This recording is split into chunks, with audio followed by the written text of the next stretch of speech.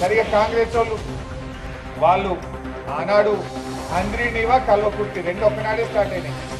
హంద్రీనీవానేమో పూర్తయితే మా జిల్లా మంత్రి గారు పోయి హంద్రీనీవాకు హారతలు ఇచ్చింది.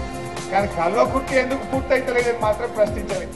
మా కల్వకుర్తి ఎందుకు నీళ్ళు వస్తలేమని ఆ రోజు ఒక్కసారి కూడా అడగలేదు.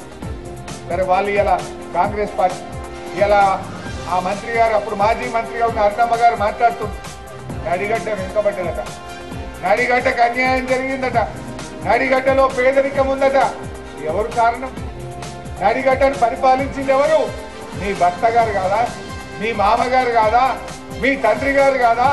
నడిగడ్డను 40 ఏళ్ళు పరిపాలించి ఇవాళ నడిగడ్డ వెనుకబడ్డదంటే ఆ పాపం మీదే ముమ్మాటికి మీ కుటుంబాన్ని అని చెప్పి నేను ఈ సందర్భంగా మనం చేస్తాం.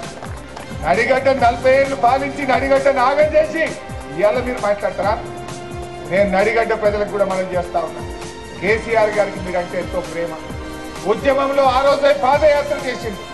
తప్పకుండా మీ ప్రాజెక్టులను పూర్తి చేసి నడిగడ్డకు 2 నదుల మధ్య ఉండే నడిగడ్డకు ప్రతి ఎకరానికి కూడా టీఆర్ఎస్ ప్రభుత్వం కాలువల కింద నీళ్ళిచ్చి నడిగడ్డను సస్యశ్యామలం చేస్తుందని చెప్పి కూడా నేను సందర్భంగా మనం చేస్తా ఉన్నాను.